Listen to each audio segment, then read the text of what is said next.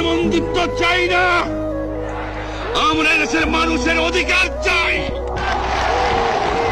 আর যদি একটা গুলি চলে, আর যদি আমার লোকের উপর হত্যা করা হয়, তোমাদের বর কাছে আমার অনুরোধ রইল, প্রত্যেক ঘরে ঘরে দুর্গ করে তোলো। তোমাদের যা কিছু আছে তাই নিয়ে শত্রুর মোকাবেলা করতে হবে,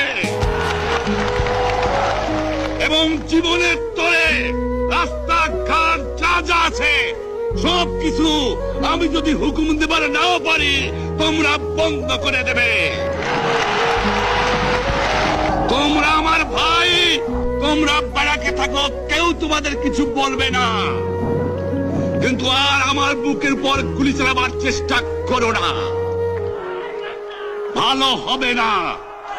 7 কোটি মানুষকে দাবায় রাখতে পারবো না। আমরা যখন মরতে শিখেছি তখন কেউ আমাদের দবাতে পারবে না। যে পর্যন্ত আমার এই দেশের মুক্তি না হবে, খাজনা ট্যাক্স বন্ধ করে দেওয়া হলো, কেউ দেবে না।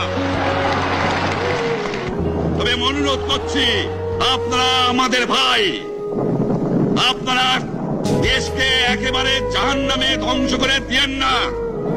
জীবনে আর কোনদিন আপনাদের মুখ দেখা দেখি হবে না। যদিও আমরা শান্তিপূর্ণভাবে আমাদের ফয়সালা করতে পারি, তাহলে অন্তপক্ষে ভাই ভাই হিসেবে বাস করার সম্ভাবনা আছে। সেই জন্য আপনাদের অনুরোধ করছি, আমার এই দেশে আপনারা মিলিটারি শাসন চালাবার চেষ্টা আর করবেন না। দ্বিতীয় কথা, প্রত্যেক গ্রামে, প্রত্যেক মহল্লায়, প্রত্যেক ইউনিয়নে, প্রত্যেক সাব ডিভিশনে আওয়ামী লীগের নেতৃত্বে সংগ্রাম পরিষদ গড়ে তোলো, এবং তোমাদের যা কিছু আছে তাই নিয়ে প্রস্তুত থাকো। মনে রাখবা, রক্ত যখন দিয়েছি, রক্ত আরো দেব, এদেশের মানুষকে মুক্ত করে ছাড়বো ইনশাআল্লাহ।